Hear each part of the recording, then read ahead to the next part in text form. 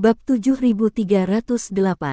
Charlie tidak menganggap serius kedua pulau di Maladewa. Jika dia menginginkan pulau seperti itu, dia tinggal mengambil sedikit uang dari rekening banknya dan membeli banyak pulau. Namun, pulau pemberian Bernard Elno ini memiliki banyak kelebihan dibandingkan pulau yang dibelinya sendiri. Kelebihan terbesarnya adalah kepemilikannya yang tersembunyi. Bernard Arnault sendiri adalah seorang pengusaha yang berspesialisasi dalam merek-merek mewah kelas atas. Sebanyak apapun pulau resor mewah yang dimilikinya, hal itu tidak akan menarik perhatian orang-orang yang berminat. Di zaman sekarang, dua metode utama untuk menyelidiki aset seseorang adalah kepemilikan dan transaksi keuangan. Sama seperti sebagian orang yang mendaftarkan perusahaan dan rumahnya atas nama orang lain, namun laba perusahaan, sewa properti, atau hasil penjualan jika dijual pada akhirnya akan kembali kepada mereka sendiri. Dengan cara ini, rantai tidak dapat dijamin bersih. Untuk kedua pulau tersebut, hak kepemilikannya atas nama Bernard Elno. Setelah semua bisnis eksternal dihentikan, pulau-pulau tersebut tidak akan menghasilkan pendapatan apapun.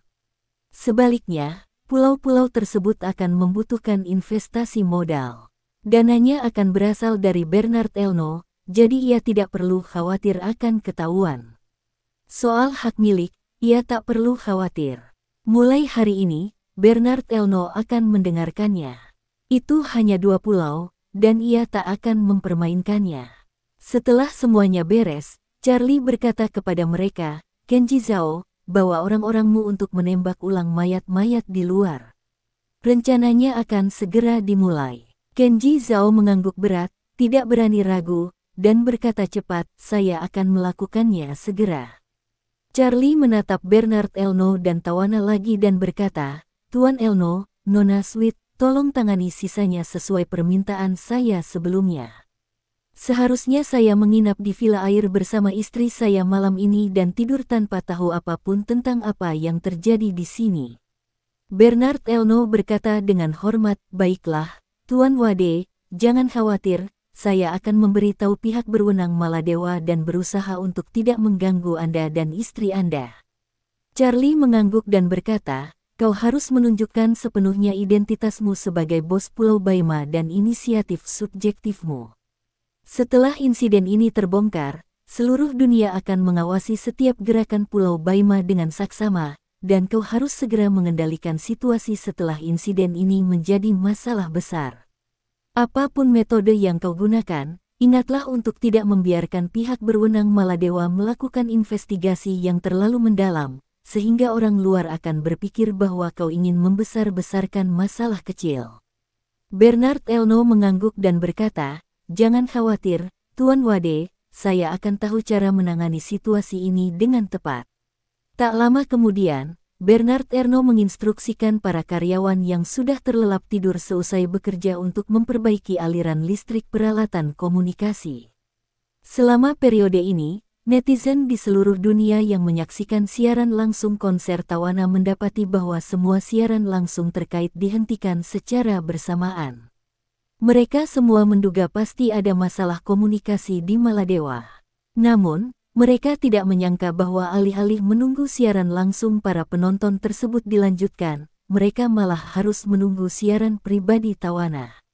Setelah Tawana mulai melakukan streaming langsung di akunnya di platform video pendek tersebut, penggemar berbondong-bondong ke ruang streaming langsungnya. Namun, tak seorang pun menyangka bahwa saat siaran langsung, Tawana menangis dan berkata, baru saja sekelompok teroris mendarat di Pulau Kuda Putih. Mereka membius semua tamu di bar dan menyandera mereka. Kalau bukan karena Tuan Bernard Elno, saya khawatir saya sudah mati. Dalam sekejap, seolah-olah gempa bumi besar telah terjadi di media sosial internet di seluruh dunia. Jika kata-kata ini tidak datang dari Tawana sendiri, tidak akan ada seorang pun yang berani membayangkan bahwa penyanyi wanita kelas dunia dan populer seperti itu akan mengalami serangan teroris di sebuah resor seperti Maladewa. Jadi, seluruh dunia memperhatikan. Bernard Elno juga muncul dalam siaran langsung tersebut.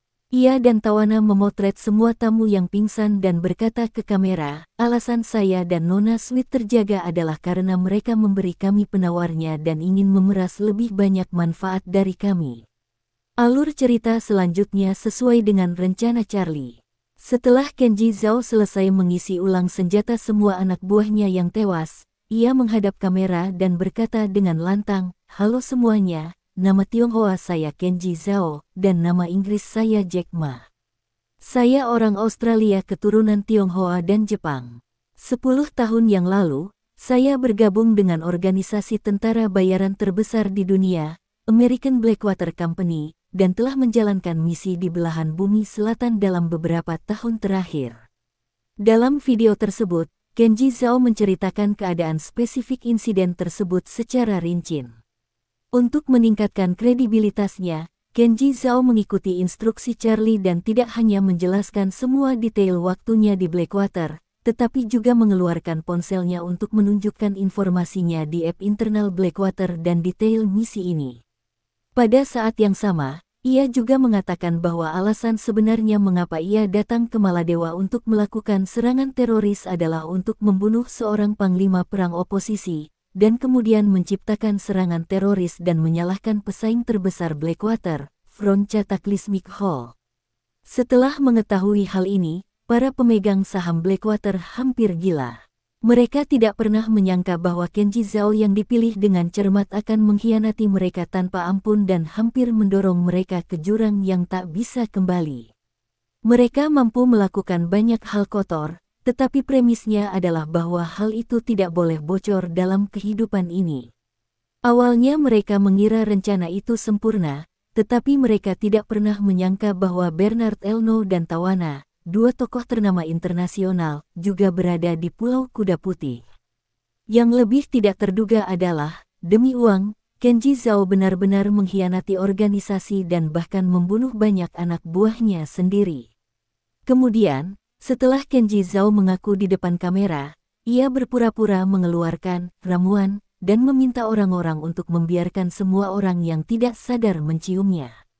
Keajaiban ramuan ini adalah setelah orang-orang yang tidak sadar menciumnya, mereka mulai membuka mata mereka perlahan. Nyatanya, ramuan itu sama sekali tidak berpengaruh. Charlie hanya mengikuti ritme Kenji Zhao dan membangunkan semua orang dari koma di waktu yang tepat. Bagi mereka, itu bagaikan mimpi indah. Ketika mereka membuka mata, ingatan-ingatan yang menggantung itu langsung muncul di benak mereka, dan semua orang teringat kejadian sebelum mereka pingsan dan saat para teroris itu masuk. Elaine Ma begitu ketakutan hingga ia berseru, "Tolong semua pahlawan, lepaskan aku, seorang wanita tua. Aku sudah tua dan tak pernah hidup bahagia. Ini pertama kalinya aku di Maladewa. Aku tak boleh kehilangan nyawaku di sini."